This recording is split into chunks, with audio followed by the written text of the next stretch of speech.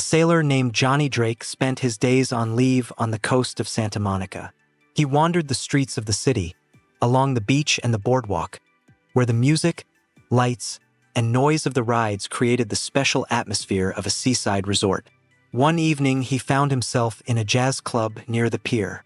Quiet music was playing in the room, and the faces of the occasional customers shimmered in the light of the lamps.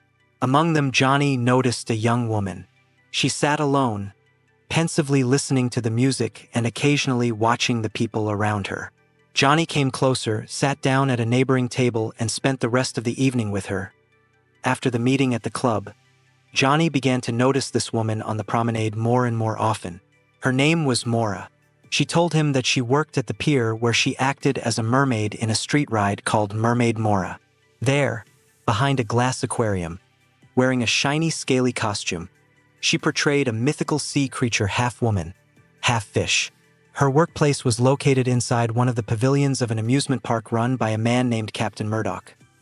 Mora lived in an apartment directly above the park, on the top floor of a building that overlooked the carousel. During the day, there was a bustle of children's voices, the hum of the carousel, and the smell of cotton candy and roasted peanuts filled the air. Johnny first came to her house when she was still in her mermaid costume, having just returned from work. He saw her dwelling a small room with simple walls, curtained windows, and modest furniture. Gradually, Johnny learned more about Mora and her past. She told him that Captain Murdoch had been her godfather and had found her orphaned on the Greek island of Mykonos many years before. Murdoch brought her to America, adopted her, and became her guardian. He treated her as his property, called her his ward, and watched over her with constant attention. Mora's whole life from childhood was connected with the sea, the pier, and the rides. It seemed that outside of this world she did not exist. Johnny soon became acquainted with the other inhabitants of the waterfront.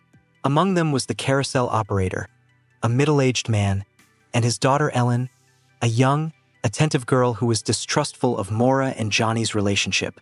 She warned him, informing him that 2 of Mora's previous suitors had died by drowning under strange circumstances. These words alerted Johnny, but he paid them no heed.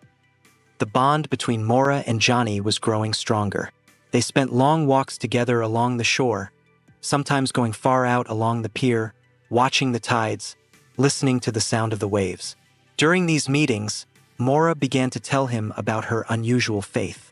She claimed that she was no ordinary woman, but belonged to an ancient race of Sirens, mythical creatures who lured men into the sea and led them to their doom. She was sure that her life was subject to some mysterious calling, and that the power of the moon made her seek new victims among the sailors. Johnny began to notice strange things. Several times he saw Mora being watched by a mysterious woman in black whose movements seemed silent and ghostly. Mora explained to him that this figure was not just a random person, but a real sea witch representative of the Sirens who was calling her back to the sea to fulfill her destiny and finish what she had started. Mora was afraid of this figure, but felt a connection to her at the same time. Johnny began to doubt Mora's sanity, believing that her tales of sirens and witches might be the product of hallucinations or a strong imagination. He tried to convince himself that she was an ordinary girl who had grown up under the pressure of the fanciful stories of Captain Murdoch, who had indoctrinated her with strange ideas about her nature from childhood. Yet in the back of his mind, Johnny felt uneasy, for her words sounded too sure to be fiction. One day, as the full moon rose over the coast, Mora persuaded Johnny to go scuba diving with her. They chose a secluded stretch of sea and prepared their equipment. Johnny didn't suspect a trick and calmly dove into the water with her. Under the water column, he enjoyed the silent world of the depths, but suddenly he felt that he could not breathe. His air hose had been cut. He struggled to surface, struggling for air. Already at the surface, he saw Mora swim silently toward the sea and disappear into the dark water. Shocked by what had happened, Johnny waded ashore. He couldn't believe what had happened for a long time, and he didn't understand why Mora had done it. But the next day, he decided to go back to the pier. In the evening, he found himself back on the boardwalk, with the lights of the rides burning everywhere. The crowd strolled past street musicians and vendors, children riding the carousels. Johnny headed toward a pavilion that housed an aquarium with a Mermaid Mora sign. Stepping closer, he peered through the glass. There, under the flickering light of the lamps, lay Mora's lifeless body. She was displayed in the window as if she were really a sea creature. The silence was broken by the step of Captain Murdoch, who appeared behind Johnny with gun in hand. He confessed that he had killed all of Mora's boyfriends because he couldn't let her leave him for another. Murdoch considered Mora his property and was ready to get rid of anyone who would try to interfere with his life with her. He fired a shot at Johnny, but missed. The shots attracted the attention of two policemen patrolling the waterfront. They intervened, stopped Murdoch, and arrested him along with Johnny, who happened to witness the crime. Later at the police station, Captain Murdoch made a full confession. He told how he had found Mora many years ago while in Mykonos. She was a young orphan at the time. He had adopted her and brought her to America, but instead of giving her a normal life, he had indoctrinated her that she was not a human being, but a siren doomed to live between two worlds. In this way, he achieved her absolute attachment and dependence.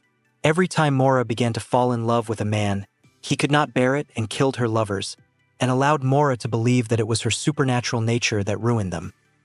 Despite his confession, Murdoch denied any connection to the mysterious figure in black that Johnny and Mora had seen on the waterfront. He assured investigators that he had no idea who it was. Soon the day of Johnny's departure arrived. His furlough was ending. The ship had to return to port.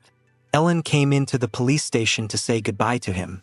She expressed the hope that he would come back again someday. Johnny, bidding her farewell, promised that he would try to do so.